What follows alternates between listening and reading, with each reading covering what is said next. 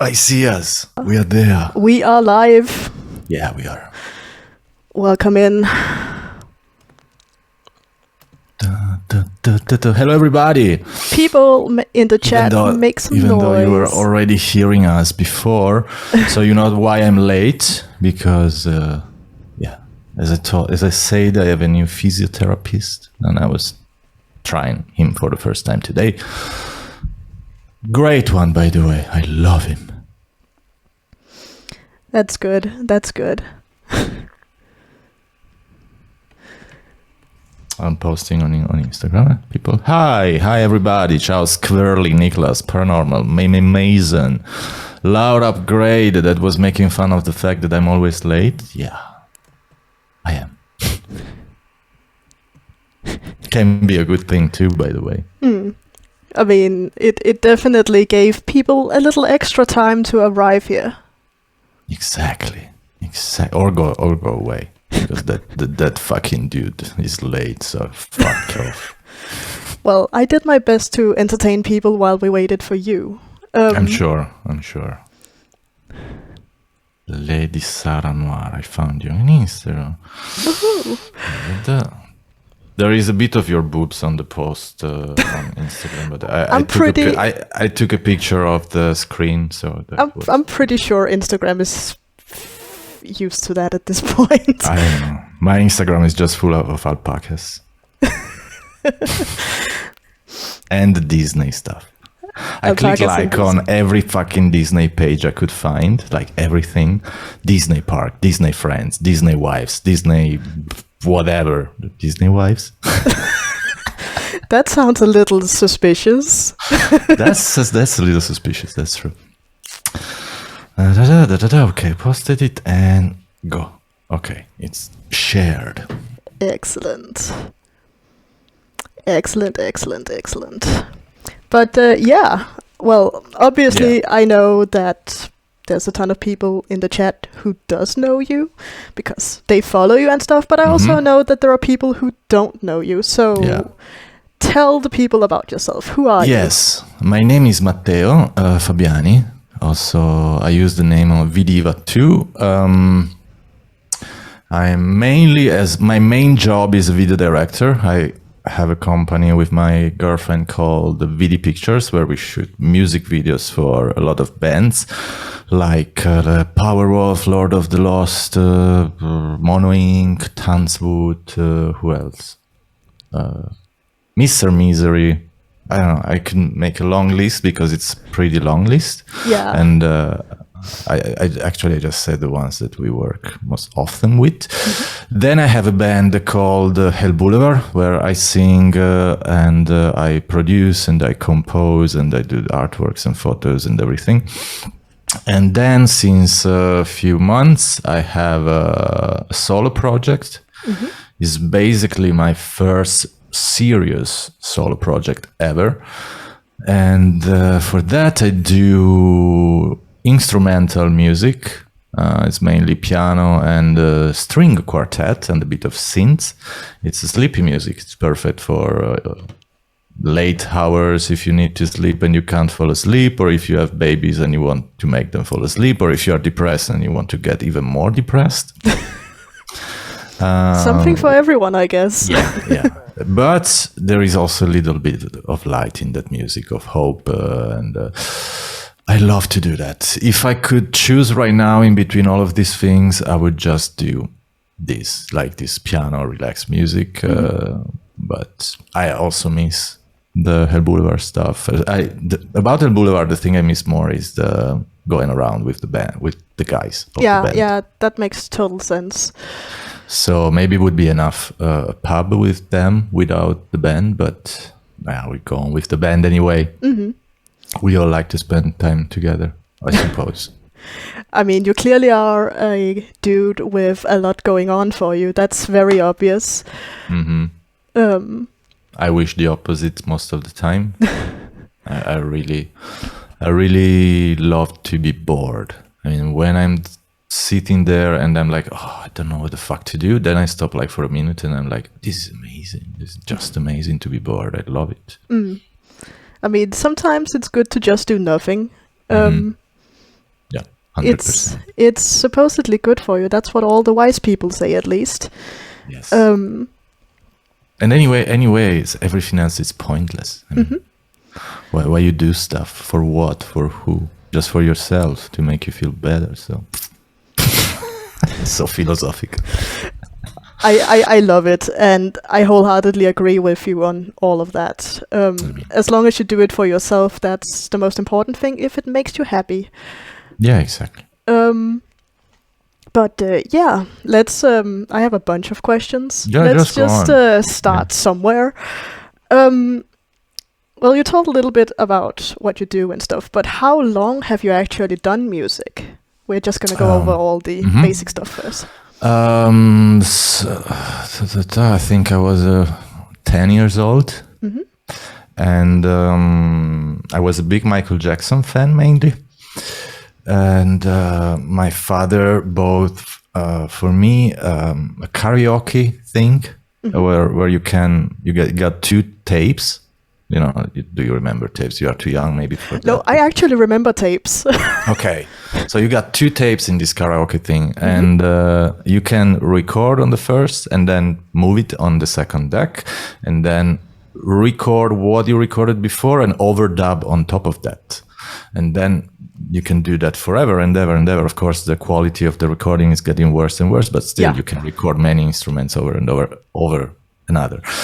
And I couldn't play any instruments, but I started recording myself, doing like drums with the boxes.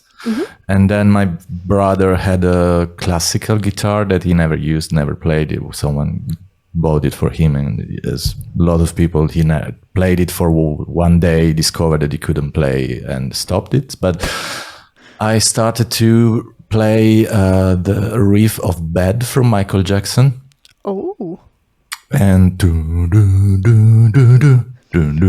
just on one string with one finger. And I recorded myself, and then I played drums, and then I recorded drums, and then I recorded drums, the cartoon box. And then I recorded myself singing and doing even the backing vocals, because the backing vocals was like, you know, I'm bad, and then the voices in the back, really, really, really, really bad. And that's the first thing I ever recorded, and it's how I started to do music. And then I took the guitar. The same gift of my father had the karaoke machine and the karaoke book with all the songs, also with guitar chords, but they were not called with their names. In the songs, they had numbers. So like C was 1 and F was 155. I have no idea why they decided to go with that. But I learned all the chords and the songs during one summer with that book. And then I started to play with a couple of friends from my school. And the first time we met together, we were like, oh, let's play, I think it was a Nirvana song from the Unplugged or something. I don't remember. No, I think that came later. But yeah, and I was like, yeah, the first chord is 155, and the dude looked at me like, what? What's the chord 155? Yeah, it's that. Oh, that's an F. Oh, okay. So, and then then I had my first band called Black Hole, where we were playing covers, and my first show was under the church. Under a church. Yeah. Wow. That's amazing. When I had a black metal band for 3-4 years, and our first rehearsal room was under the church. How? Until they kicked me out. I was about to ask how. We were called Nocturnal Blasphemia. We were heavily inspired by Dimmu Borgir and Darkthrone and Cradle of Filth, and we were singing at the start in English and then in Italian. I'll tell you full story, then I can fill a lot of time. The first name of that band was Nocturnal Defecation, but it was like Cannibal Corpse, death metal, more like, brutal death metal, grindcore. And then I discovered black metal, and I was like, fuck, I don't want to do that anymore. So we changed the name from Nocturnal Defecation to Nocturnal Blasphemia. We started singing about Satan and evil and hell. And then we started to sing in Italian, because there was a whole thing into the black metal about singing in your language. And and then to reserve your place in the rehearsal room of the church. There was a little book, little diary with the dates. And I would write the name of the band at the start. And then like after a little while, I decided that instead of just writing the name of the band, I would do the full logo of the band, which of course had the inverted crosses and pentagrams and stuff like that. And the priest happened to see that book. And one day I was walking with my girlfriend close to the church, and we knew each other a long time because I went to the church when I was young there. And he saw me from the other side of the street and was like, Matteo, yeah, hello. Oh, come here. And I went to him and he was like, Matteo, I just want to tell you that you are officially expelled from the rehearsal room of the church. I was like, why? He was like, why? You asked me why? And he showed me the book. And then I had to actually go to him one afternoon. And I went to his office and he took a lot of photos. And there were photos of someone who painted on the doors of the church inverted crosses with white paint, really huge ones. And I was like, that was not me. And he was like, I know it was not you, but if you continue this way, you will do that. And I was like, fine, whatever. Yeah. So I went to rehearsing. We moved our rehearsal room to my grandparents' house in the country because they were living somewhere else, and we had. Yeah. So that was so quite. Of blah, blah. No, it's fine. It's fine. That's quite a fun story. And I think too. I will say though, it is pretty freaking metal that you, as a black metal band, got excommunicated, literally. Yeah, we were still friends after. With the he was a super cool dude. He was I don't know, around 35 years old back then, and I was 18, 17. He was super cool, and of course, I mean, he was right. It makes no sense to have a black metal band under a church. It's cool, yeah, as you say. It's pretty hardcore, but still, I would not do it anymore. There is a time and a place for everything, I guess. Yeah, exactly. I would still play black metal. I would not take it as seriously as I was taking it back in the day, but I think the music is great. Also, before we continue, Niklas, my dear moderator, I just saw what you commented earlier. I love how you are trying to call me old here. Shush. You don't say that. You can say that to me, though. I'm old and I feel old. I mean, I guess that's why you went to the physiotherapist, wasn't it? Yeah, exactly. Every morning I get up from bed and I'm like, fuck me. I can't be like that. But it's all because of my shitty job as a video maker. Yeah, I mean, I guess that does... And the streaming too. The streamings too. I mean, the computer, time at the computer doing streams and music. Yeah, that's why you have that fancy little stretch redeem on your own channel. Yeah, exactly. And I bought a standing desk too for the job side. This is the music computer here. Yeah. Can you hear my piano? Yes, I hear it. Okay, good. Then I can bother you with that. Excellent. Let's see. What and who influences you as a musician? Who inspires you? A lot of people throughout my whole life. First of all was definitely Michael Jackson. And then right after Michael Jackson, I think I discovered grunge because my brother was 100% into grunge. My brother is like 10 years older than me. So it was all the Nirvana and Pearl Jam and Soundgarden. But there was not really like someone that I looked at and like, oh yeah, I want to be like him.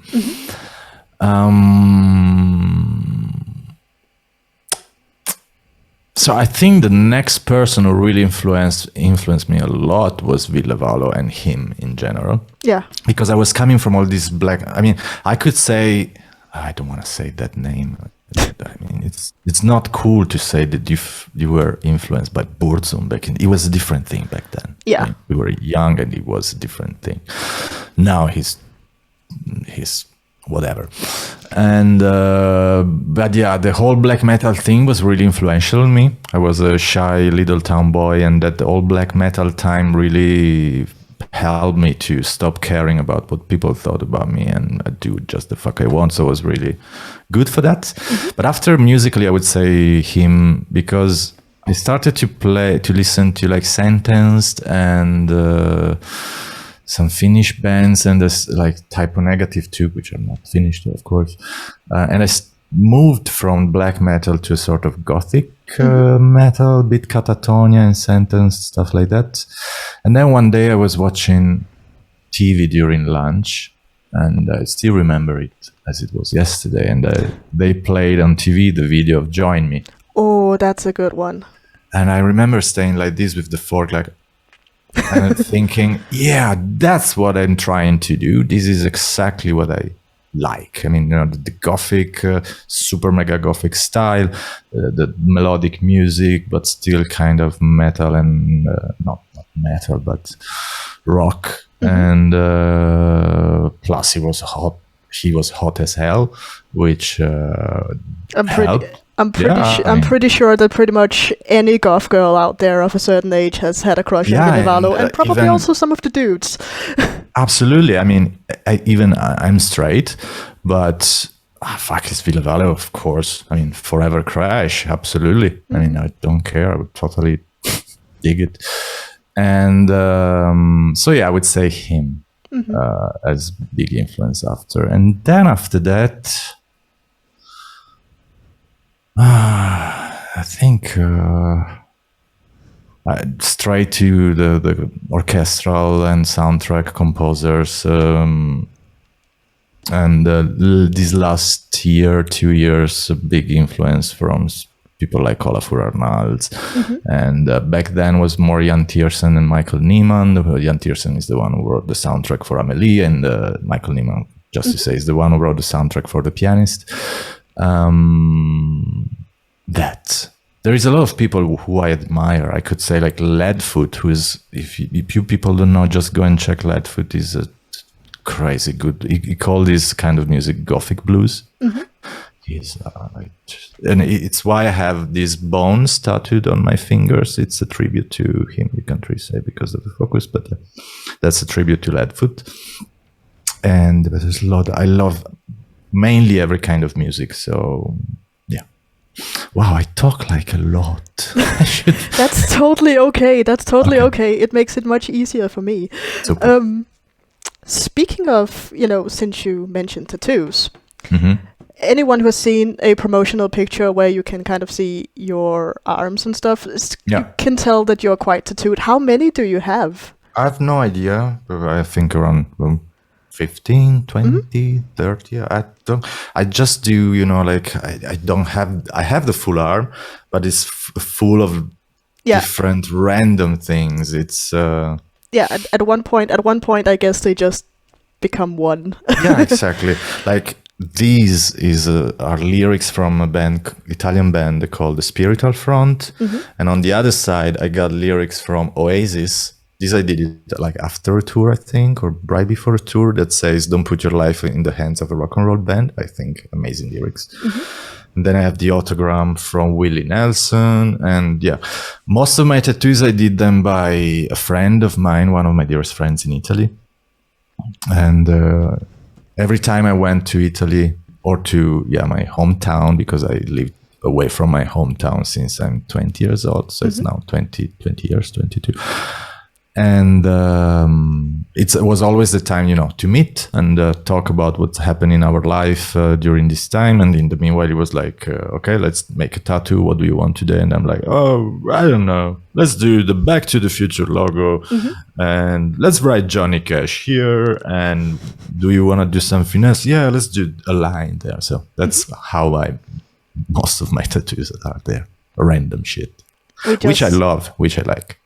We just got a comment in chat about how you don't have to worry about talking too much because your voice is lovely to listen to. Oh, that's nice. Who wrote that? Nicholas. For sure. Oh, okay. I was sure that not any one of our Discord of the Hell Boulevard classic people would write something like that. Thank you very much, Nicholas. That's really nice. But yeah, that's super cool. I have a heartagram tattooed, which is a reason of embarrassment for me, but I still have it. One day I'm gonna... I wanna cover it, but I wanna move it, so I will cover it and do maybe a little one in a better place. But yeah, that I plan on cover it one day. Which one was your most painful, do you think? This one here, just when it was here. That's this point here. That's the only big pain I ever felt. The fingers are super easy, and this is kind of fine. I think the biggest pain was here. A little here when I had the chest, but this was the worst. Absolutely the worst. Let's see. Thank you, the Spain's ninja dude. Love the accent. It's an Italian accent. I can talk with a worst Italian accent if you prefer. Oh, that was a thing made of beauty. Was that the accent you sang your Italian black metal in? No, it was pure Italian. Let me remember. Do you want to know some song titles of that time? I have a tape there. I have a tape with we recorded 2 demos. Because back in the day you recorded demos, and on the second demo we had a song called Nell'impero Nell'impero. No, wait. Oh God, what's it? I think it was In the Reign of the Dark Emperor, translated. I could take the tape, but it's far away. Oh, and Embrace Me Darkness, which sounds really not that black metal in English, but in Italian sounded like really black metal. The most brutal ever. Tenebra. I can still play some songs on guitar. Very cool.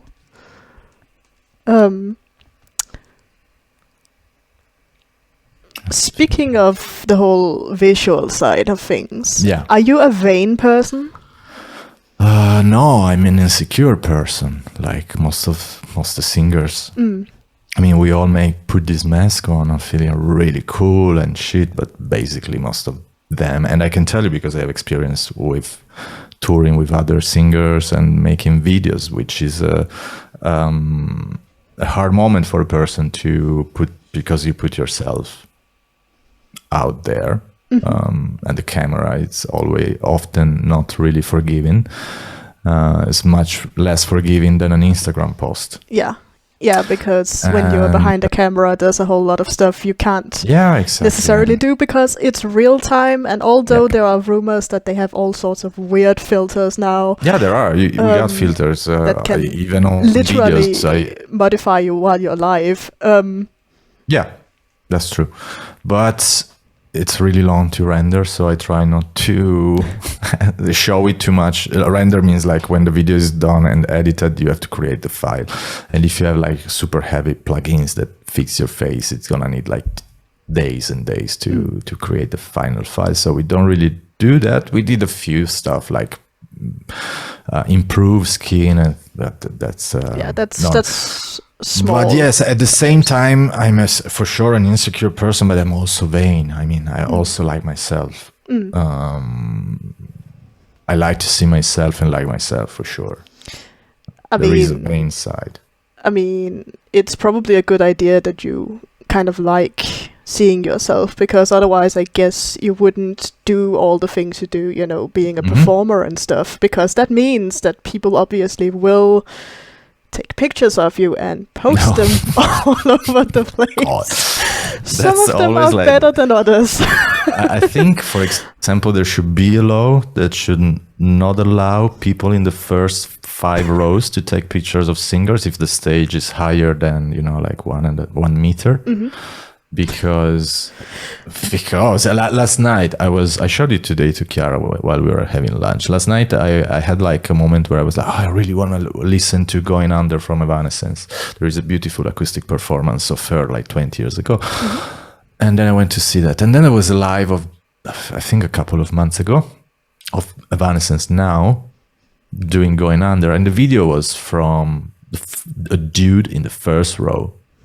And Emily is a beautiful and extraordinary person, but she's a little round, of course.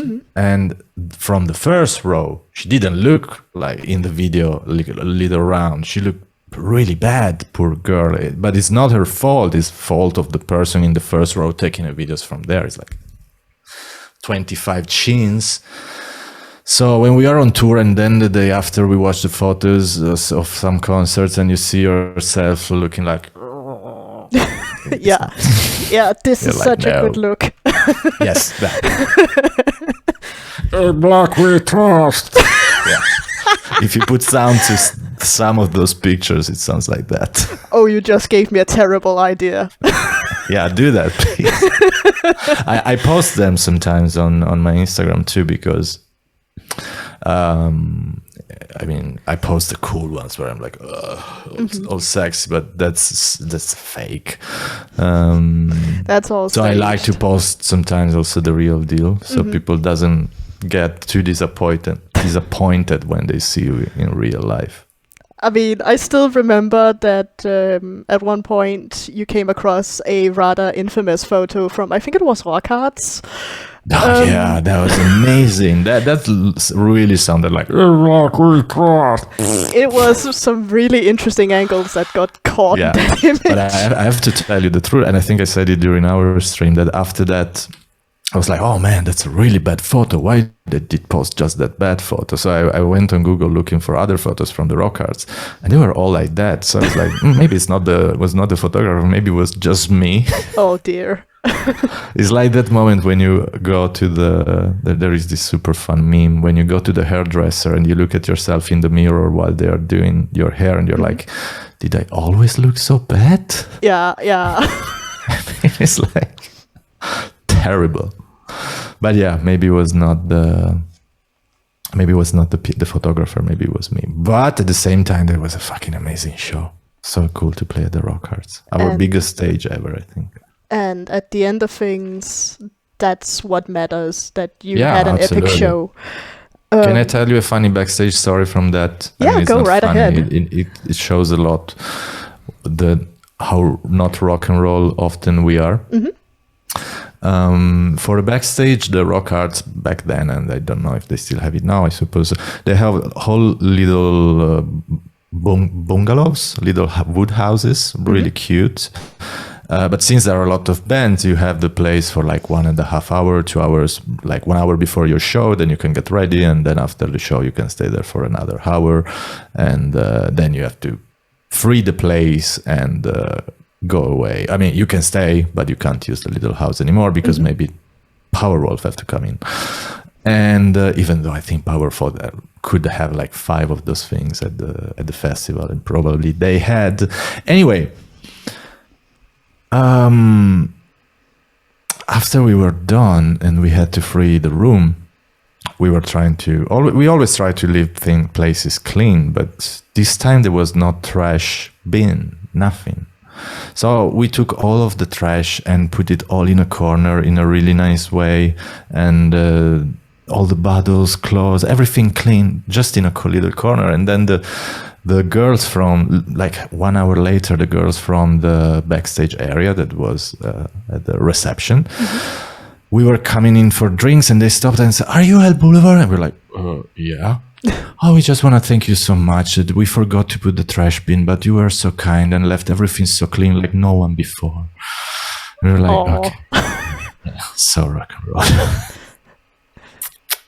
I mean, you did kind of trash the place, you just cleared it. Cleared it, yes. Yes. Reverse trashing.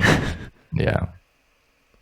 I could also tell you worse stories, but these are the ones that makes us look good.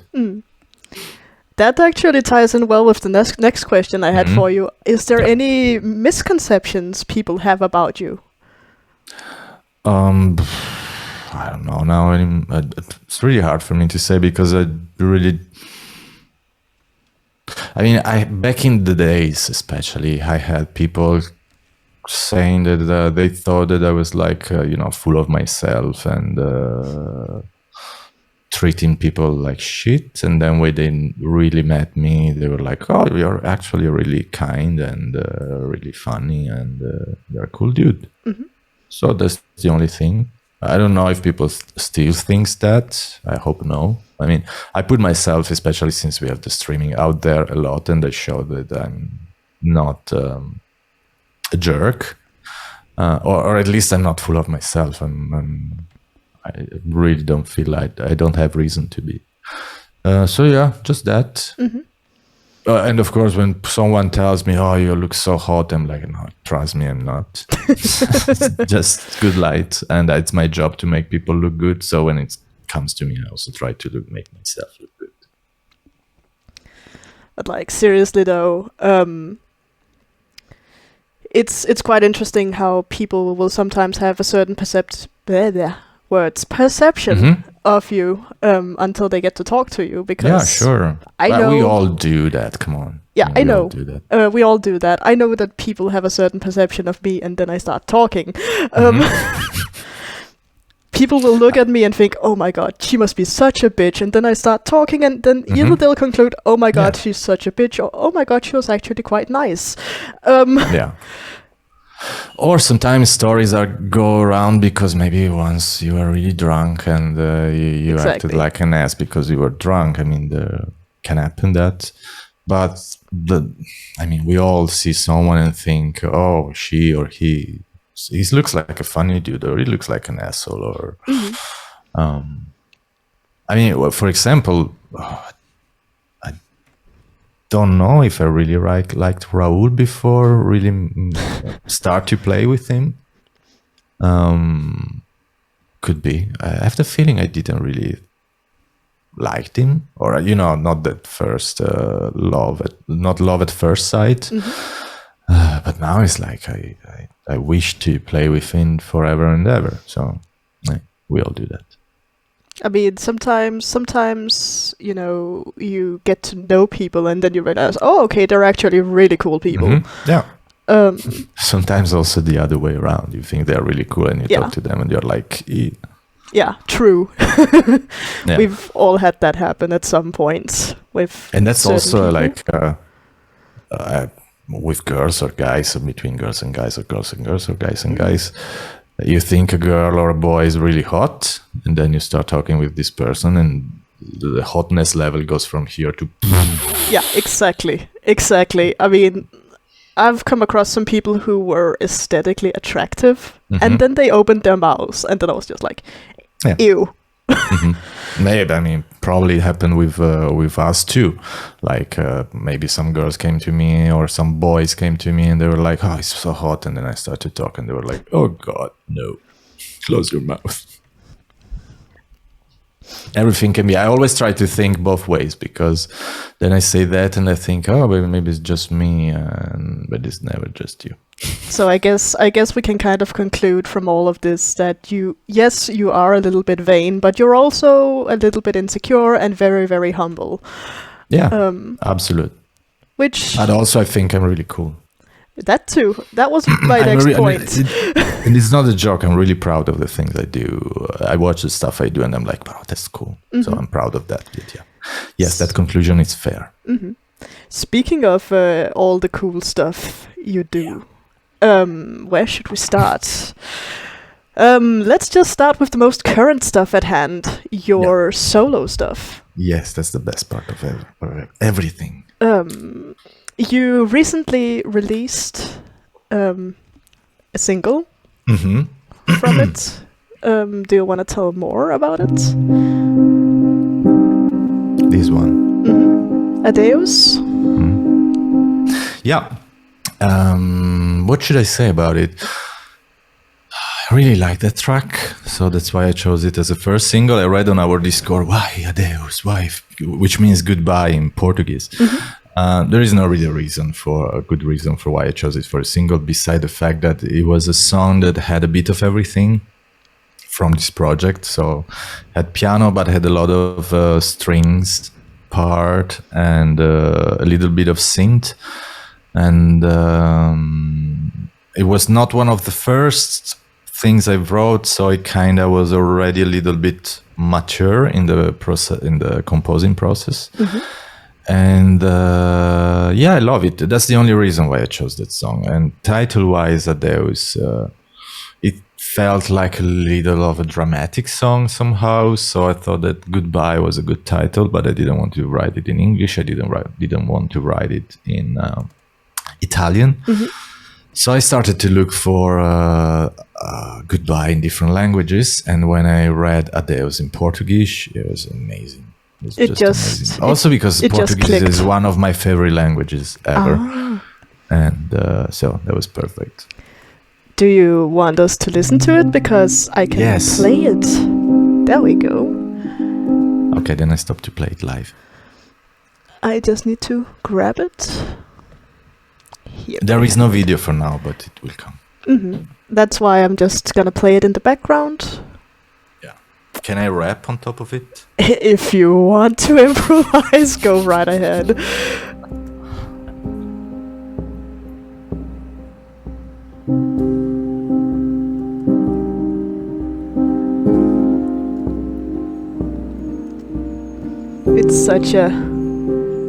It's such a pretty piece, and Flam says there is no video for now.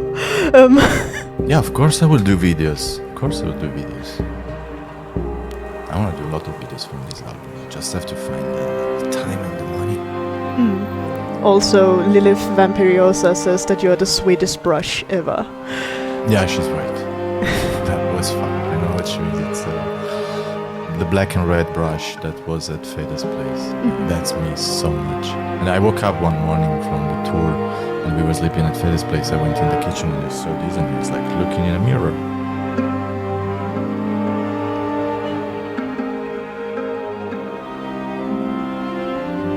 I can play the Noir when there is silence.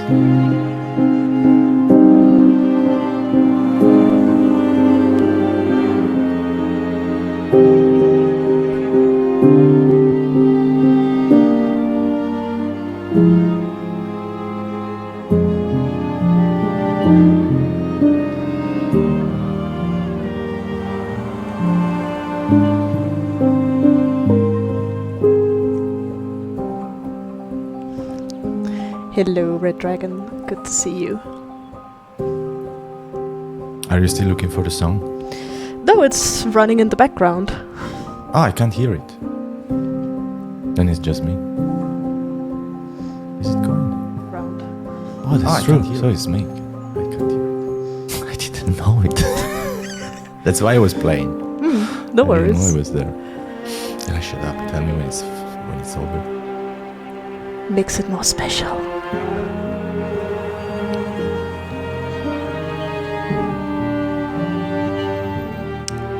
Also, if people have questions to this track, put them in the chat. If you have questions, don't ask.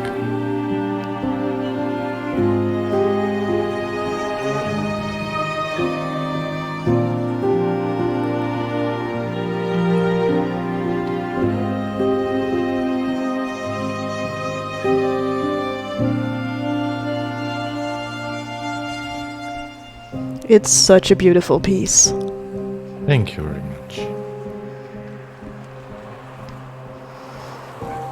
There's actually a question that came in. Niklas asks, did you imagine a certain scene or picture when you composed it? No, but I can tell you that when I was composing, 99% of the time I was going on YouTube and look for videos of POV of people walking or traveling with the car around the world. I don't remember what was when I wrote this piece, but I was watching a lot of people like walking through in the night through Tokyo, for example, or through Brazilian forests. So, you just see the POV, the point of view of the person walking, or Iceland or Norway on the fjords, stuff like that. And because it was like December and January, and the fucking winter here was killing me, and I really wanted to travel away from here with my head. So that's one of the reasons why I started doing this project. So, yeah, don't remember that. Very cool. Red Dragon asks you if you completely rearranged any of the songs or discarded them, or do you have all of them down in one go? Most of them all in one go. I have a few tracks which I didn't finish. I actually started writing some new ones already. And there is one track who's been left out for a future release, which is slightly different, but it's a little more electro, has a little electro mood, but it's still kind of the same thing. And for the final version, I just changed a few mixes and did a few different things in the mastering process. And one track is slightly longer. Even Adeus is slightly different from the version that I posted in January or December when it was. Is slightly longer. There is a repeating of this piano part. This one, but yeah, pretty much I put them all in, and most of them down in one go. Like a few tracks were like 2 or 3 days longer to work on because you're not always 100% happy. But yeah, that's pretty much. Is the song finished now? I suppose, Yes, it is. I read a question, are there gonna be Mary Poppins things in a potential video?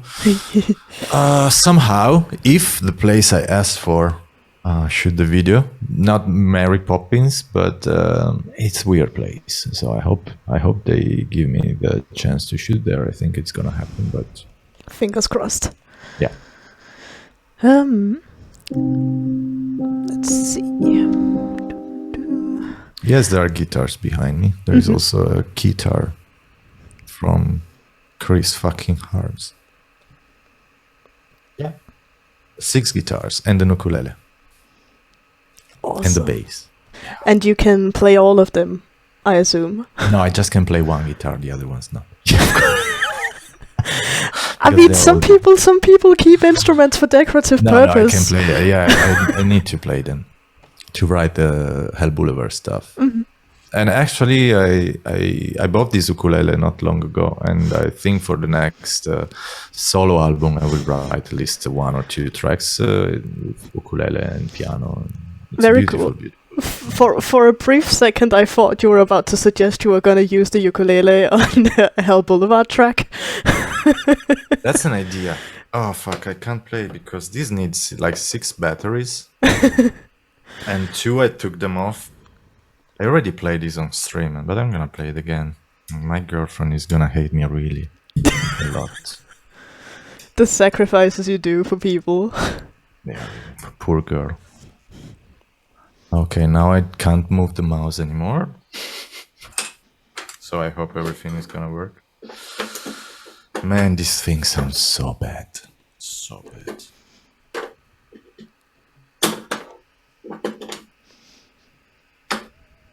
Ready? Always. Chiara, vuoi chiudere la porta? You can go. It's out of cam. Chiara wants to go smoke, but she doesn't want to be in cam. If you walk there, nobody sees you. Yeah, no. Okay, sir. So. Ready?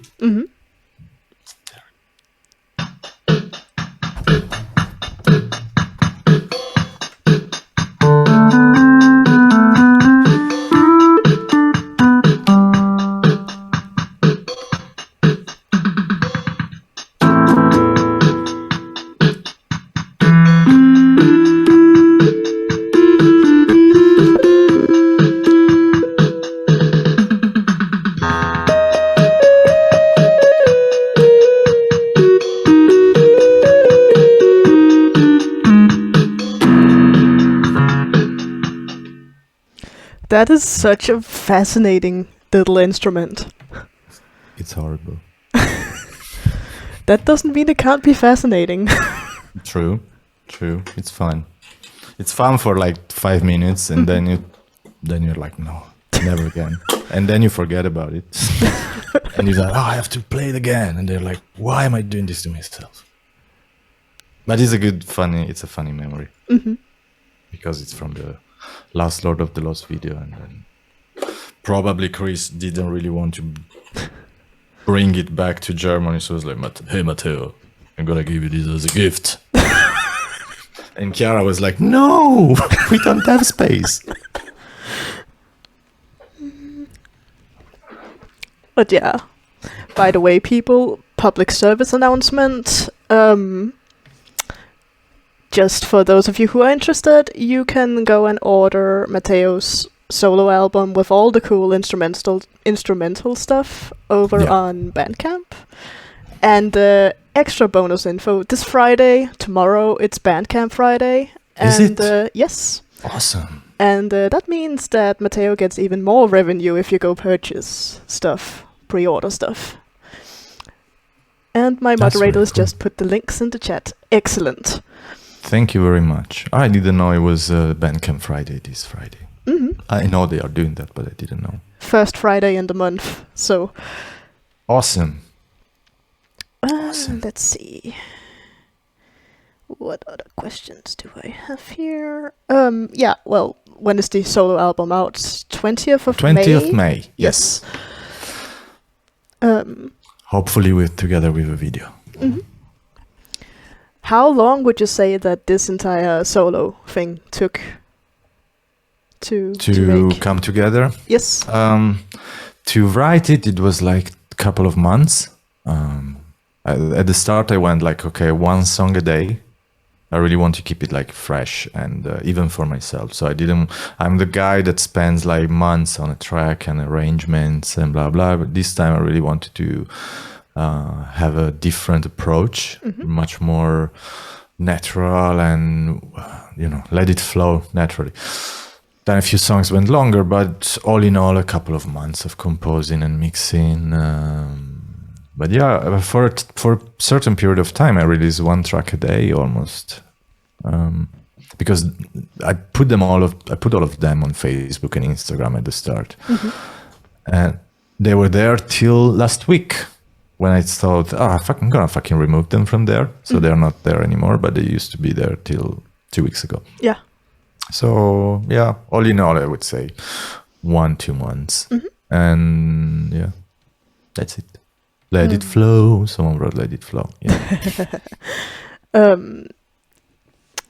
Was there anyone in particular who inspired this album? I mean, music-wise. Yeah, definitely.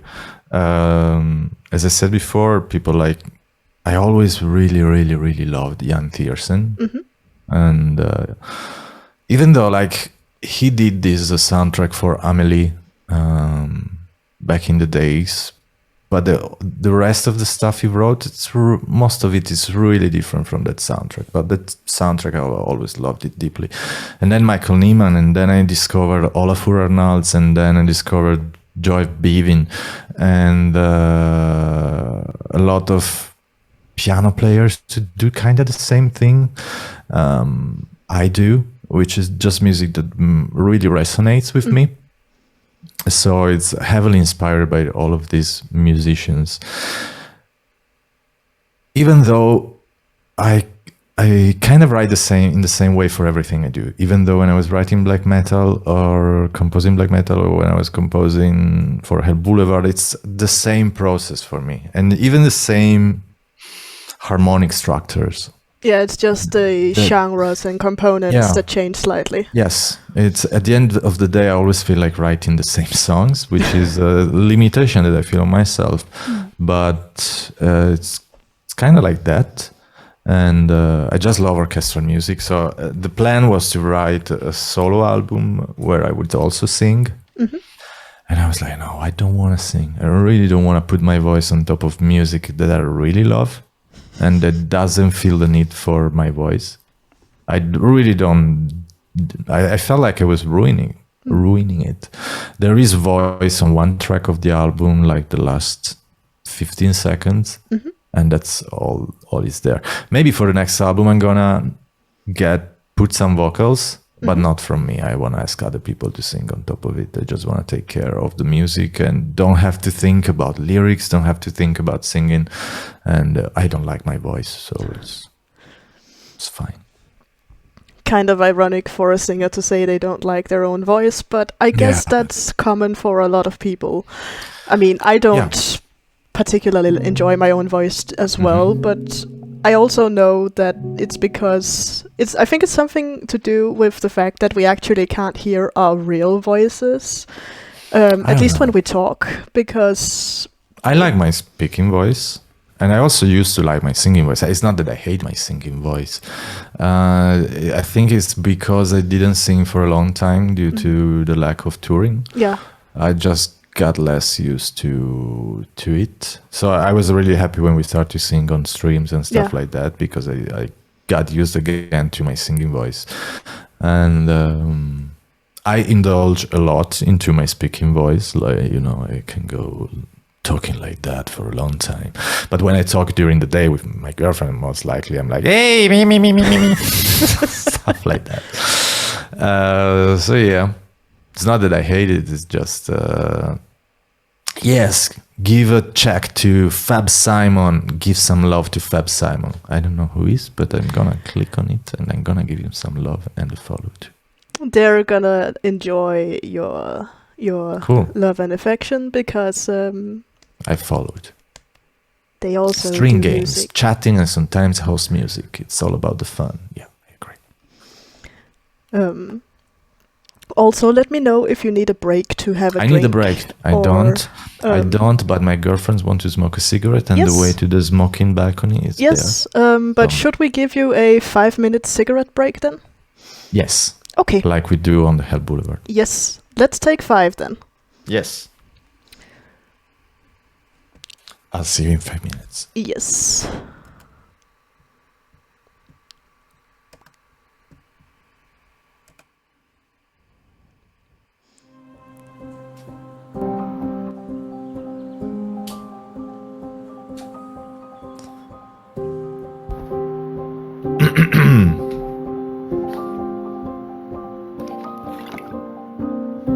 Why I can't hear you?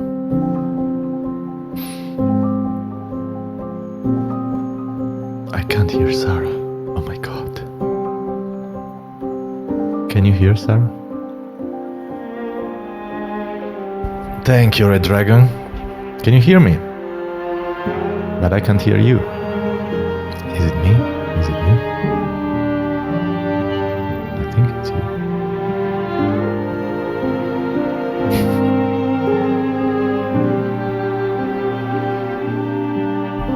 Oh, you hear me but not her, so it's my stream now. Cool. And I play piano.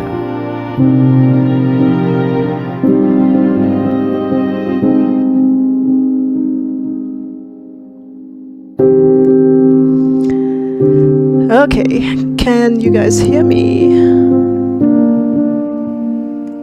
Do we have audio?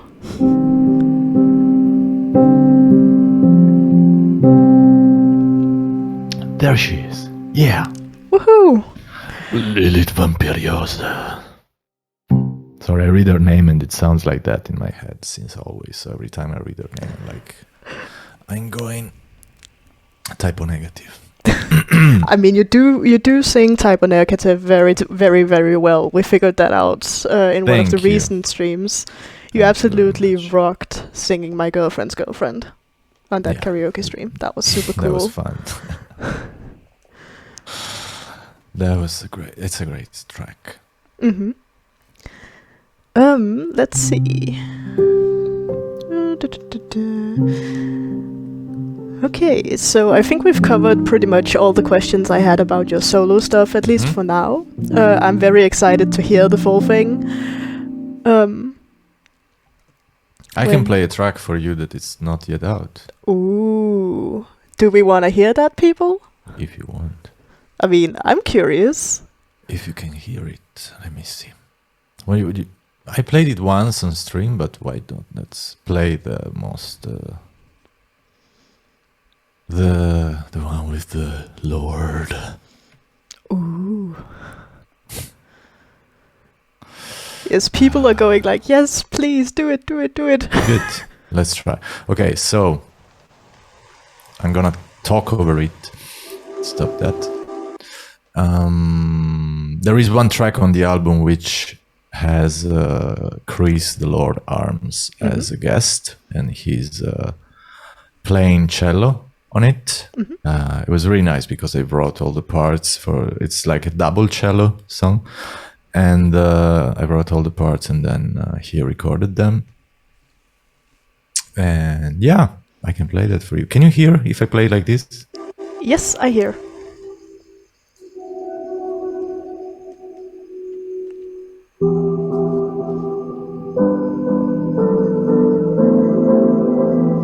And the chat hears it too.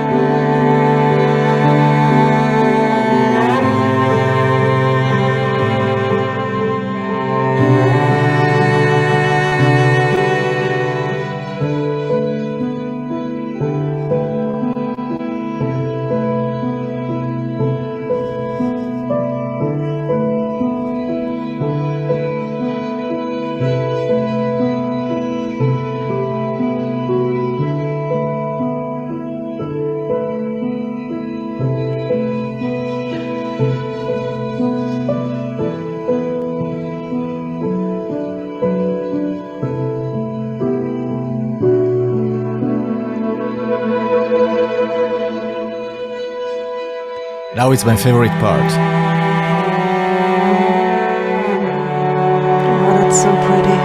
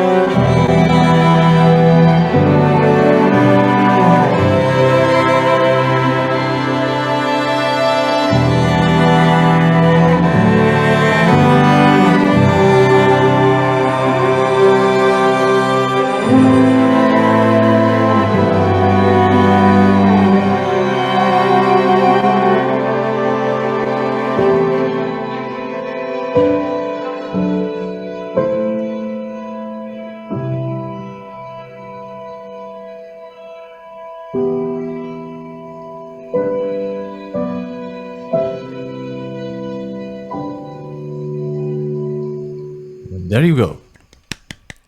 That was so pretty. This is one of the greatest things of doing all by myself and without label and without... I can just fucking play it even if it's not yet released, and nobody comes to me and like, no, you shouldn't play that because it's not yet released. It's like, I do the fucking want. It's awesome. You're like, it's my shit. I'll play it if I want to. Yeah. And I mean, I'm now that I'm doing a little bit of promotion and I'm trying to promote the thing a little bit, and which is really hard, and I hate to do that. I miss the label, so people taking care of that, and you try to get into a couple of magazines, and magazines wants always something back to appear on magazines. I'm like, no, thank you. But I asked. I mean, let's see what happens. But yeah, beside that, being on your own, it's great because you're like, I want to play the song on Lady Sara Noir stream, and we can do it. And I really love this track. I was listening to it now. I wasn't listening to it since a couple of weeks. And I'm like, fuck, I love this track so much. It's absolutely stunning. And if I can say just one little thing, this is for everybody who pre-ordered the album. And I see here in the chat a lot of people who pre-ordered the album, and thank you all so much. It's really, really nice. And it's a lot of, basically the whole Discord of Hell Boulevard pre-ordered the thing. It's really, really nice of you. And this track is gonna be at the start just on the Bandcamp version of the album. So it's not gonna be on Spotify, iTunes, Deezer, or whatever. And I'm gonna release it as a single, 100%, also on iTunes and Twitch, I think like in 2 or 3 months. Because if you have Chris on a track, you gotta use that as a promotion thing. Beside the fact that, as everybody wrote, he did such an astounding job. First time I listened to it, I was like, fuck. I was expecting good, but not so good. He did a really good job. And so yeah, I'm gonna release it as a single too on the Spotify and iTunes. But for the first 3 months, it's just gonna be on Bandcamp. It was super beautiful. Thank you very much. Yeah, people, if you still need motivation to go and get that album, there it is. You get a track exclusively before everyone else. That too. 2 tracks at the moment. You get 2 tracks. Exclusive tracks. You get stuff. It's a sad thing, though, if I may say, that when I did this thing with Bandcamp, the exclusive track, I thought it was also the play just for whoever pre-ordered. But no, actually everybody can play it. But just the pre-order can download it, but you can't change it. Otherwise, I would have blocked the play for the people that you can't. But Bandcamp is a really cool place to put your music on. It's I never used it before. I never had the need of it, but it's a really cool, really, really cool thing. I like it. So now we've talked about one of 3 sides of you. The other one is probably the reason why most people, at least people who frequent my channel and also your channel, knows you, which is Hell Boulevard. Yep. How did that come to happen? I mean, you obviously mentioned a lot of influence from people like Villevalo and stuff. Yeah. But that happened because when and how? Before Hell Boulevard, I was a singer in a band called Osteria, which was a pre-existing band here in Switzerland. They used to play sort of EBM. And I also used to do EBM back in the day with my solo. Yeah, right. I also had a solo thing, Matteo vDiva. Forgot about that. Whatever. And they were looking for a singer, so they asked me. And so I started to sing with them. But as you all, everybody who's on our channel and kind of met me virtually or not virtually, you kind of know that I'm a bit of a tyrant when it comes to producing and writing music, and so I started to write. You like to do things your way. Yeah, exactly. And then I started to write and produce for the band, for Losteria, which was an EBM band. And in 1.5 album, we kind of turned the band, or I kind of turned the band into a gothic rock band. Whoopsie. It was great. It was really cool. We did 1 or 2 tours with Lord of the Lost, I think, and Let's Instance, and maybe Unzucht. Don't remember anymore. Dark House, I think, or Dark House was with Hell Boulevard. I don't remember. I kind of confused the bands we toured with. And but then the band split because we didn't like each other anymore. That happens sometimes, I guess. That happens. When it gets to who did what, and I'm really like, if I did something, it's sometimes it's hard for me to share with other people how you say. I don't remember the word now, but I don't want to share what I did with the rest of other people. I mean, if I did it, I'm not gonna say that other people did it. It's like, so sometimes in bands you do it. It's fair to do it. And thinking back, I would probably do it now because you grow up and you see things in a different way, and you see things that other people did that you were not seeing back then. So I don't know, it's a long story, but back then we didn't like each other anymore, so we kind of split. And I just still wanted to go on with the same kind of music because I wrote 2-3 albums with them of this kind of music, and I wanted to go on with that and do it even better. So I started to write a couple of tracks by myself, and the name Hell Boulevard came because years ago I had a one-day black metal project. One day back when MySpace was a thing, meant that I wrote one song in one afternoon, and in the evening I made a page on MySpace and posted that song under the name of Hell Boulevard. And I never did anything with that, but I still really like the name Hell Boulevard. So when I did the new band, I was like, how should I call it? The options were Violin Diva or Hell Boulevard. Then we went with Hell Boulevard. And then Fede was in because he was playing with me in L'Osteria, because our guitar player went away and we needed a guitar player. And Fede was still living in Italy and doing his normal daily job. And I knew him since when I was like 16, 17, 18 years old.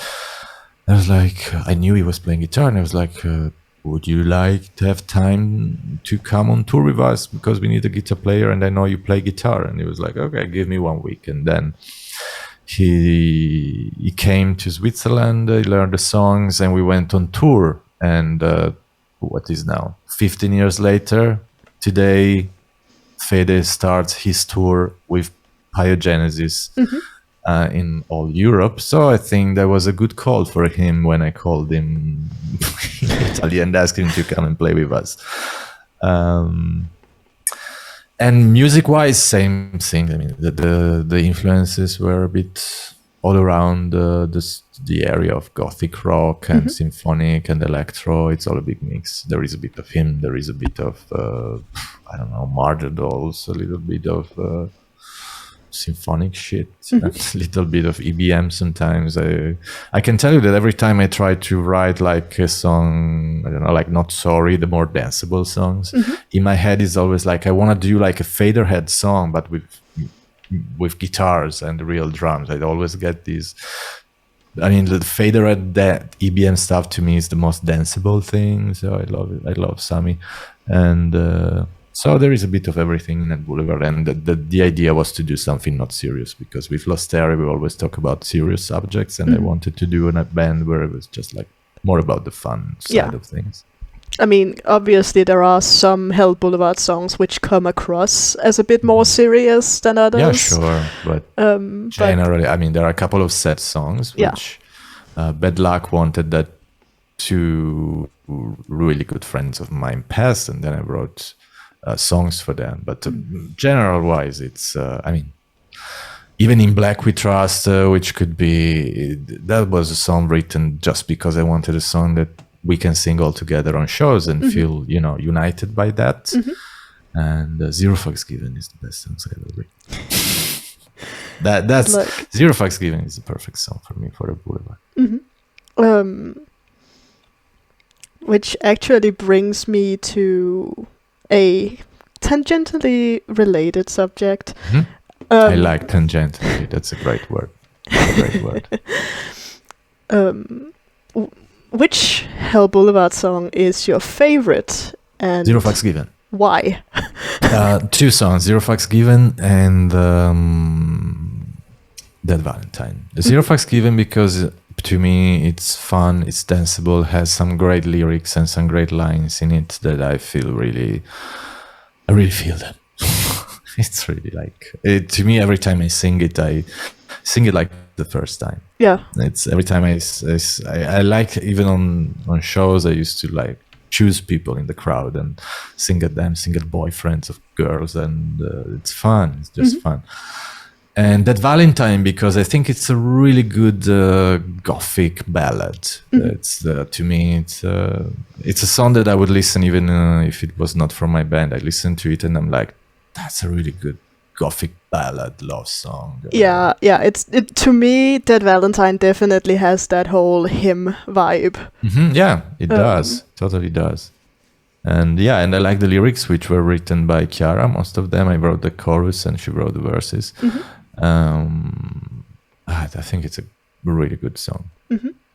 And Not Sorry. It's a really fun song too. It's more in the Zero Fucks Given. It's like a Zero Fucks Given 2 kind of song. Zero Fucks Given is the original. And then there are some songs that I don't listen so much to Hell Boulevard, and sometimes I listen to some songs and I'm like, oh, that was not a bad song. Speaking of, should we maybe give some of those tracks and videos a listen and a watch if you feel like it? Yeah, absolutely.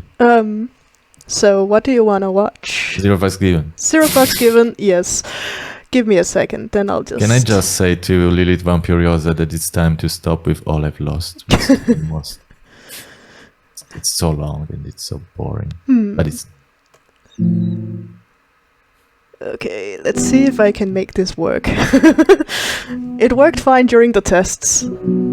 Let's try.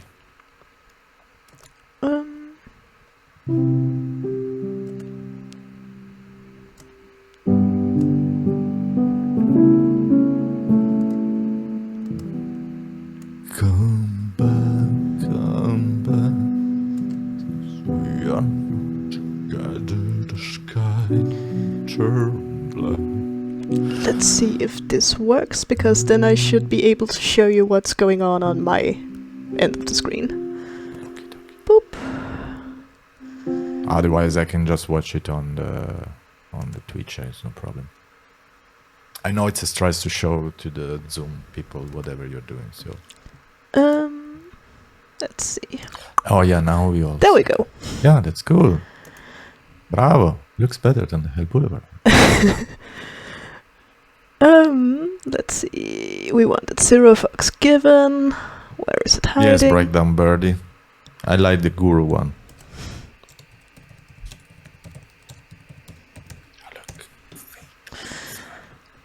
Official video. Yes, please. Let's see if we get any adverts. Bye bye, Zendi Jendi. Jendi. Ciao, Red Dragon. There we go. Let's see. Or I don't have sound. Maybe it's just me. Oh no, it's there. It's just me. It's there. Okay, let's just re-roll 1 second then. There we go.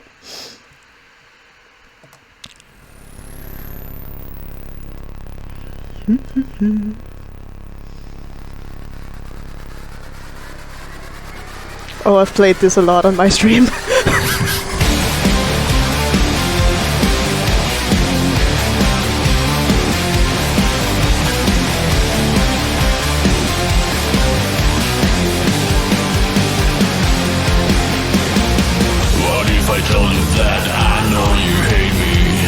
Girlfriend told me that she hates you more.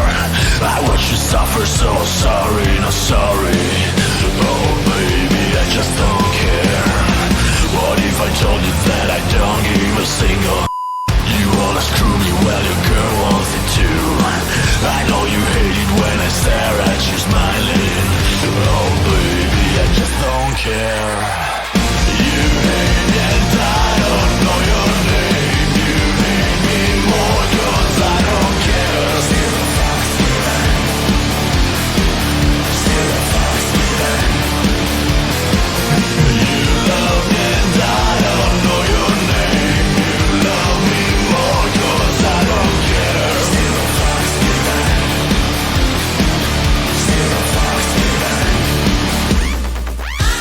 I told you this song's not about you?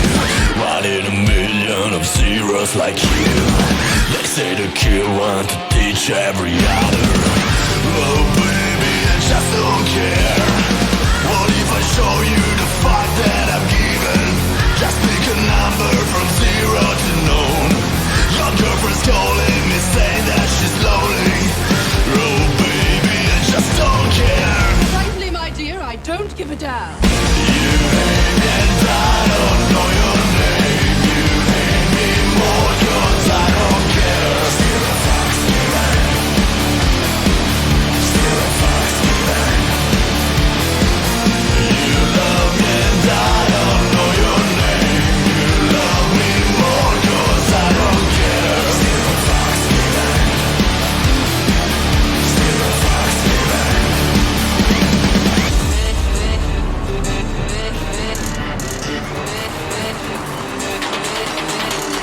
Tell me what you think, not what you say. Ain't what you do, that's not what you pray. Say what you feel, fight what you fear. Fall about three, zero hate, one heart. Zero fucks given.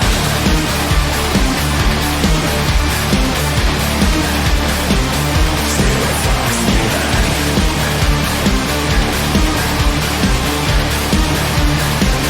Zero fucks given. You hate me and I don't know your name. You hate me more 'cause I don't care. Zero fucks given. Zero fucks given. You love me and I don't know your name. You love me more 'cause I don't care. Zero fucks given. Zero fucks given.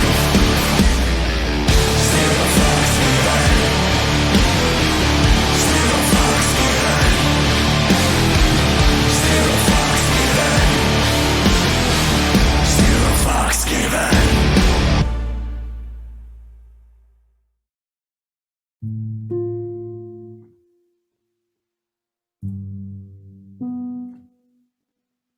It's over.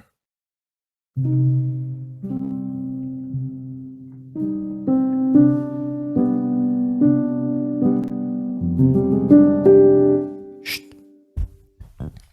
Was it good? Because I just could watch it and I can't hear it. I mean, people always enjoy that track. Good. Um, I think that song, when I wrote it, I was like trying to also get a little of Combi Christ mood. Because Combi Christ is highly danceable. it's definitely a vibe. Yeah. I mean, it's probably one of the songs that I play most as a DJ. That and Not Sorry. Okay, that's good to know.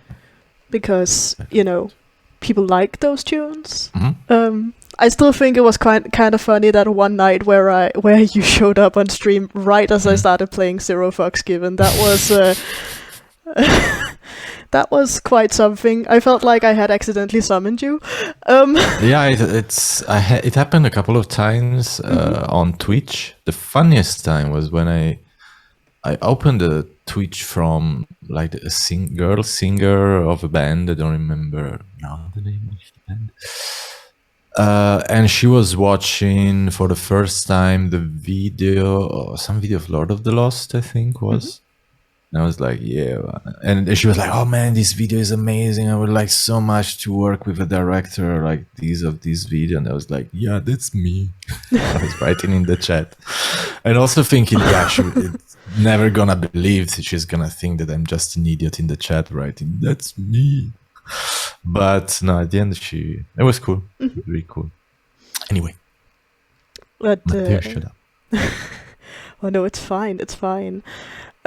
You mentioned In Black We Trust. That's one of my personal favorites. So if people want, I could showcase that one as well. What do you I love say, that video people? too.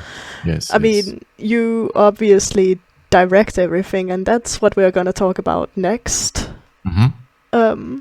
That was a fun one. I was talking with Kara about this In Black We Trust video not long ago. That after these 2 years of bullshit pandemic stuff, in that video we had like 80-90% of our friends, or people who are always in our videos with the company, friends, girls, boys, and most of them are in the Black We Trust video in the background or in the scenes. And to me, to watch it, when I have it on my computer for work, every time I start internet, the link that I start Firefox, the browser, the first thing that always comes is in Black We Trust video. I don't know why. I think I put it on like 5 years ago. And still to the day, it's the first thing that comes out. So I give myself a couple of views. Yeah. And I like to watch it because I see a lot of friends, which for a long time I couldn't see anymore. So it's nice. Friends, not friends, but people I know pretty good. In Black We Trust was actually the first track that I came across from you guys.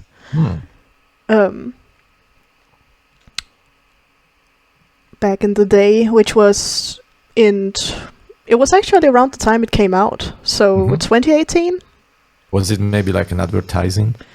I think it was someone who shared it on Facebook. Okay. It somehow showed up in my Facebook feed and I was like, ooh, this looks interesting, click.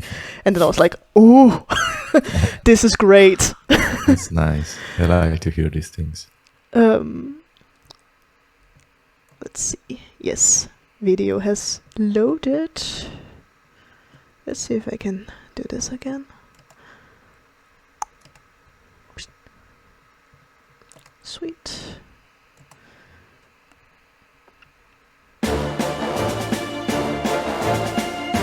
Enjoy, people.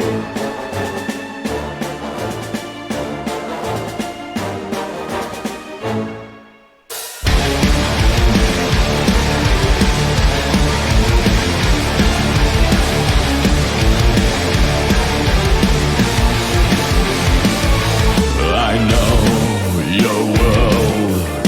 Sometimes the pain is all you know, my dear. You're blinded by your fear. Just waiting, still dreaming. I take you by my side, 'cause trust me, salvation is not a path you walk alone. In black we trust. A million shadows in the dark, you one of us. A rather shining star. In black we trust. We'll always sin, we break apart in all of us. A spark of light and dark. In black we trust.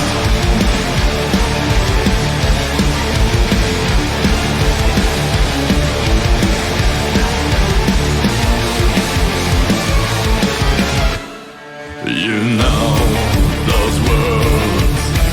The world you choose is all you've got, my dear. You're not alone, I'm here. Still fighting, still breathing. We'll never rest in peace, but trust me, damnation is not a path we walk alone. In black we trust. A million shadows in the dark, you one of us. A rather shining star. In black we trust. We'll always sin, we break apart in all of us. A spark of light and dark. In black we trust.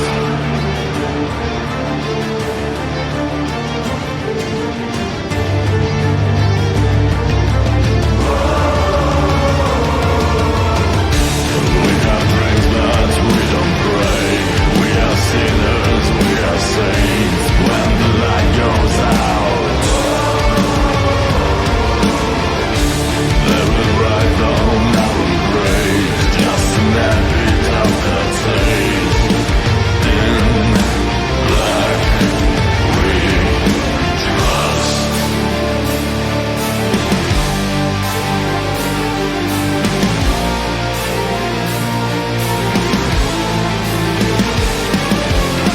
In black we trust. A million shadows in the dark, you one of us. A rather shining star. In black we trust.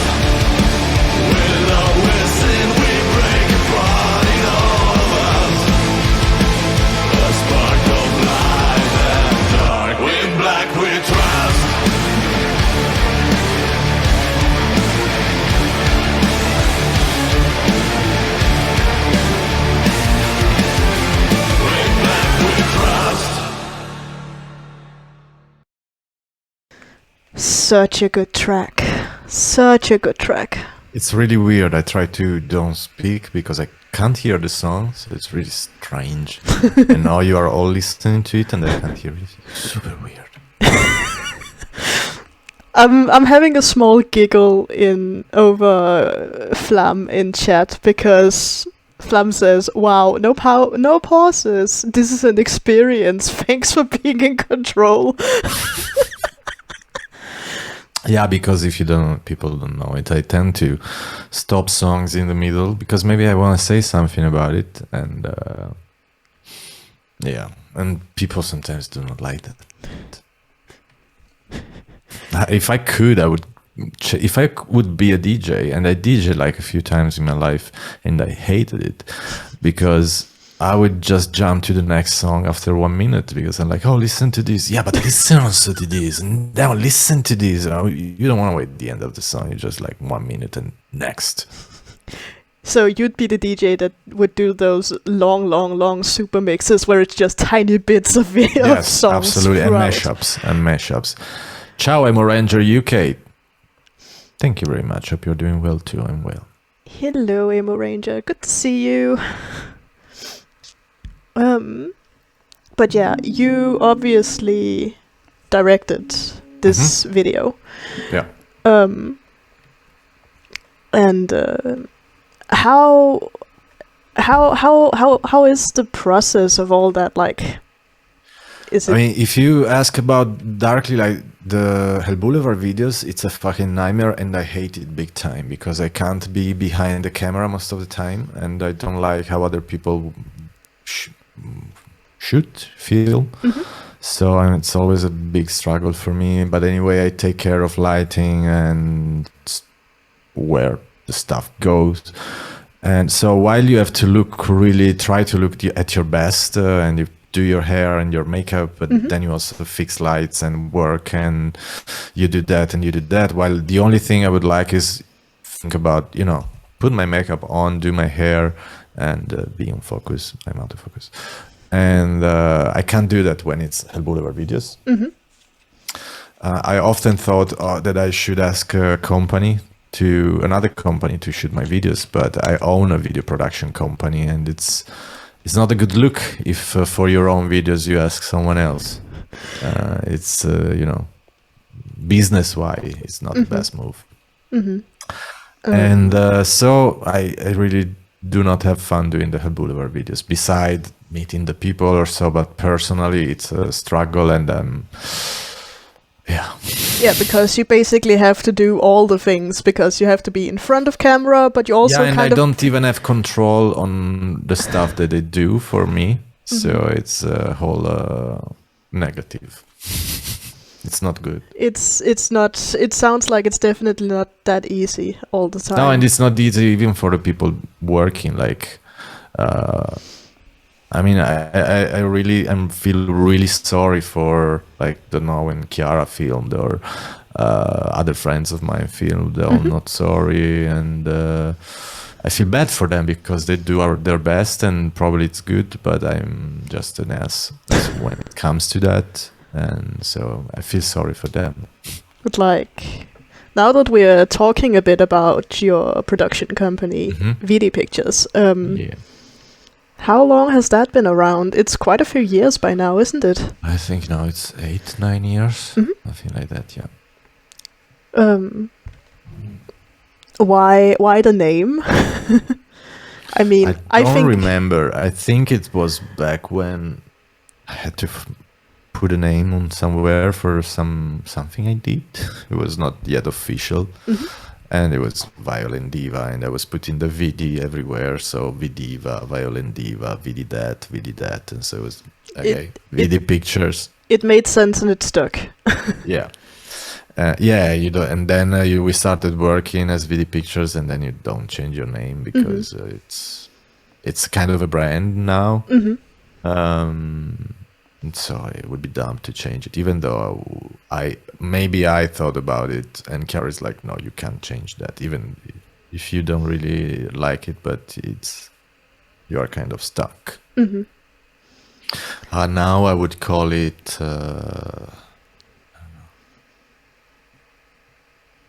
I don't know. I should think about a new name, but we will not change it. But like, you know, which of the VD Pictures videos is your favorite? There's not just one. There are some, for different reasons. I like different videos. I can tell you a bunch of them which I really like. I really like Weiß wie der Schnee. That's a video that we shot for a band called Let's Instance, which we did many years ago now, but it was such a different experience. We shot it in Austria, and we had a full valley for us. It was closed during winter for people generally. And the mom of one of their contacts was the guard who took care of the valley during the winter months. So we were allowed to go there. And it was basically just the singer of Let's Instance, this guy, and me and Chiara in the whole place. Oh, wow. Yeah, it was all snow, full of snow, and it was really a great, strange experience.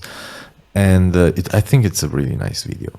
And then I have to choose one from Lord of the Lost, of course, because we did like 25 videos with them, and probably my favorite today, Black Halo, for the same reasons of the Let's Instance video, because I have wonderful memories of the shooting, because we could shoot if you know the video, there is they are playing in the sea, and there is what's called the water coming and going in the tide. Tide, exactly. And so we could just shoot really early in the morning for a couple of hours, and then you got the whole day free, and then a couple of hours in the evening, and that's all for like 2 or 3 days. I don't remember.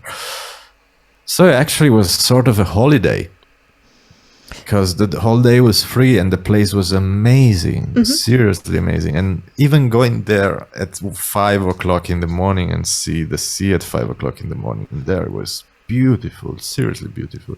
And on this island where we shot, there were so many dogs. Every fucking family had a dog. I think I never saw so many dogs in my life, and it was amazing, because dogs are amazing. And that, or the Raining Stars video is also great, and I think also the Christmas video that we just did. What was the song? Yeah. I mean, your videos for Lord of the Lost are definitely great. Yeah. And then Powerwolf, the demons are girls' best friends. Yeah, that's isn't that the most successful video VD Pictures has done? Yeah, absolutely, yes. That was actually my next question. Oh, my camera died, even on wait a second. Yes. Don't worry, people who has been in your streams are used to your camera going. Yes.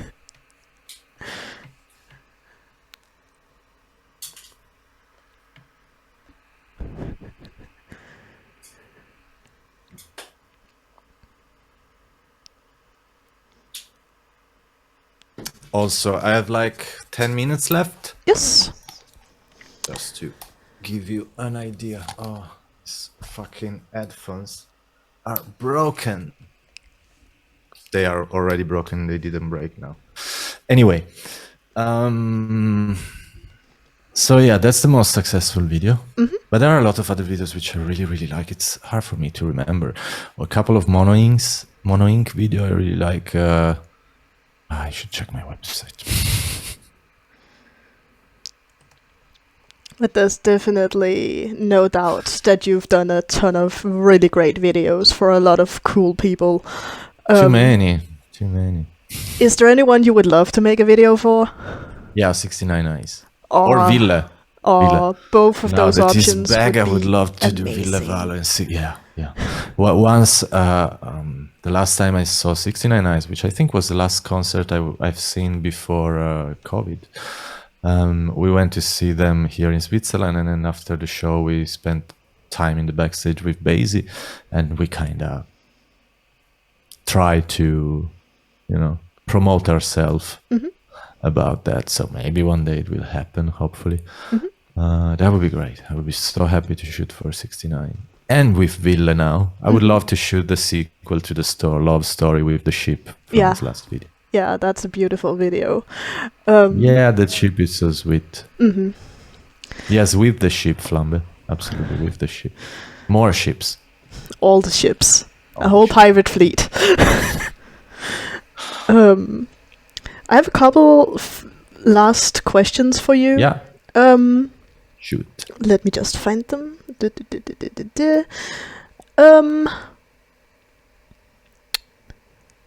What is the best and worst thing about being in a band versus being a solo artist?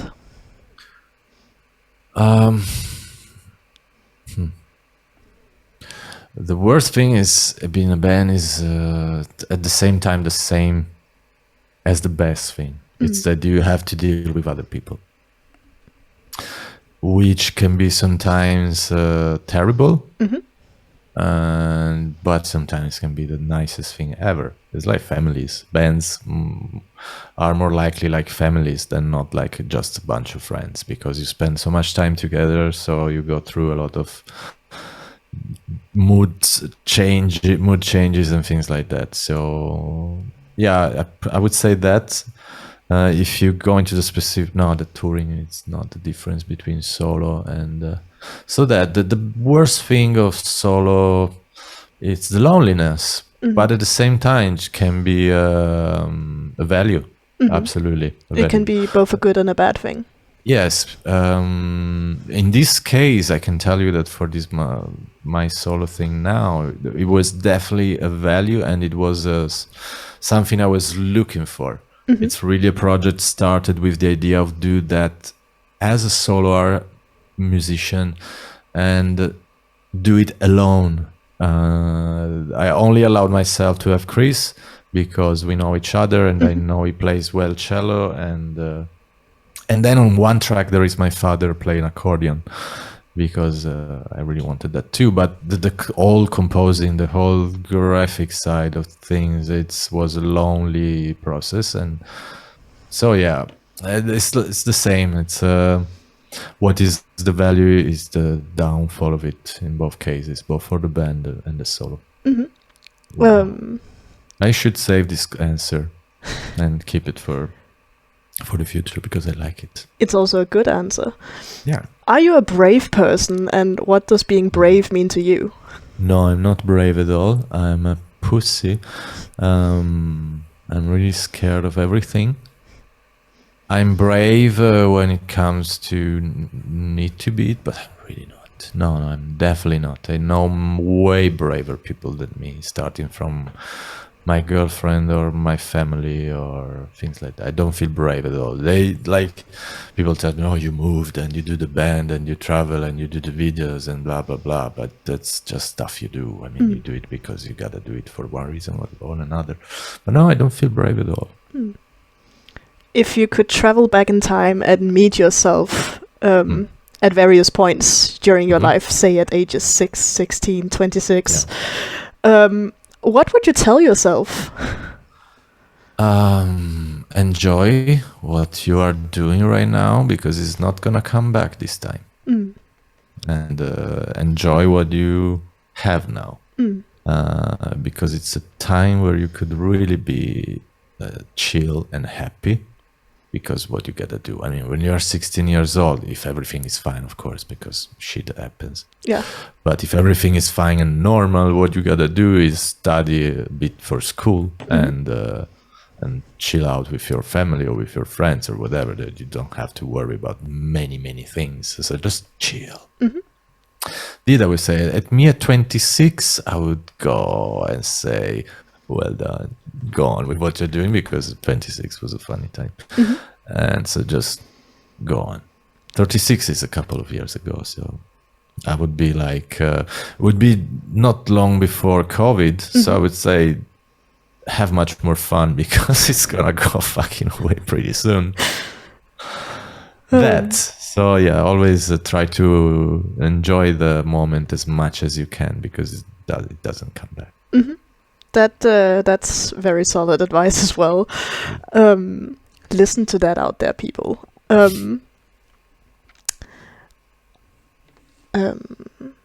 If you could choose an composer, just one off the bat, to do the soundtrack for the movie about your life, who would you choose? That's nice. It's hard.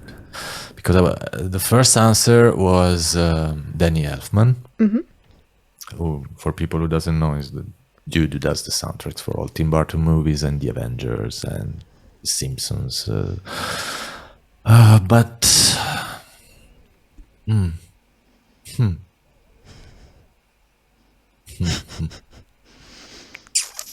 Oh dear, I made you think. Is this a good or a bad thing? No, it's good. It's good. I think I would go with John Powell. John Powell is the dude who wrote the soundtracks, for example, of the Dragon Trainer, and I would go with him because it has these dramatic things, but it goes also into these really epic, romantic flights, and the soundtracks of the Dragon Trainers, both 1 and 2 and 3, are they're beautiful, stunning. So I would go with him because I don't feel good enough to be soundtracked by John Williams. So otherwise I would go with John Williams, but it's just me. But John Powell, yes. And my last question is, what are you looking forward to about touring again? Because if all goes to plan, you guys are going on tour all over the place throughout the summer at various festivals, and also doing your own headliner tour with Soulbound as support this autumn. Tell you the truth. I'm looking forward, and I really, really hope to be on a tour that it's relaxed in terms of traveling and moving around and getting in touch with people. Because I still don't feel that comfortable with getting in touch with too many people at the same time. And I hope for that time that it's going to be fine. And the thing I look most forward is to see the guys of the band. And spend time with them. Because it's always been like a bit like a holiday being on tour with them. And that's what I look most forward. So it could be also just a holiday, but it's nice to go around and play. And I'm also really looking forward to see the Soulbound guys. Yeah. Because they are super sweet people. And I never met them in real life. And of course, meeting old friends. But most of all, I would say, after all this time, I mean, I should say, play the songs on stage, blah, blah. But it's like the last time I met the whole band was when we shot the Not Sorry video. Yeah, so that's a while ago. It's February 2020. Yeah, or right. January 2020. Yeah, so basically right before the pandemic hit and everything just went. And I met once again Fede when we shot the Speak of the Devil video. And that's all. And I don't see the guy since then. We stream and we speak, but so that. Yeah, but it's different meeting people in person.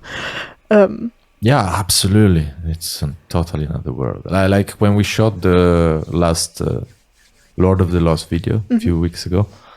When I met the guys, I was so happy to see them. You know, I mean, I met them in when we shot my Constellation video I don't remember, what was it? October probably, or November. But it was like it was really nice to see them because I'm still that person not really going out and going in clubs. I don't feel comfortable there. So, but people, friends. That's what I look forward to. Yeah, definitely. And beer. Because I even don't drink alcohol anymore. So it's gonna be fun drinking now. After so many times without drinking, like 2 beers and I'm gonna be like gone. I was about to say 3 drinks in and you're completely sloshed. Yep, exactly. Yeah. Exactly. And people in the chat say that the people who have seen you on tour say they miss you on tour. So, and those of us who haven't had chance to see you live yet, we are looking forward to it. Cool. It's gonna be epic. But that was pretty much all I had to discuss with you because I know you have a timeline Thank you very much, to. Sara. keep with. I have dinner coming in minutes. Thank you So, very much, Sarah, for having me. Yeah, and but- as I told you in private, and I want to say it publicly, I'm really proud of Sarah for starting this channel and going on and made it bigger and bigger. So it's really cool you did it. And we, Hell Boulevard, we always are behind you and support you, as you know. So really cool you did it, and thank you very much for having me. Well, I'm happy that you accepted my invitation, and it was a pleasure to have you here. I had so much fun talking to you, and sorry for my eternal blubbering. And just, no, it's fine. It's something I didn't know I could do before starting the stream. That I could speak forever and ever without an end. It's all good. Something that I found out after the pandemic started. So it's all good, Matteo. It's all good. I've been super happy to have you here. It's been a delight and an honor, and I had so much fun. And I'll see you the next time. Catching see you the next time. soon. Yeah. Take care, everyone. Say goodbye to Matteo. I'll be playing some more music later. Yes, ciao.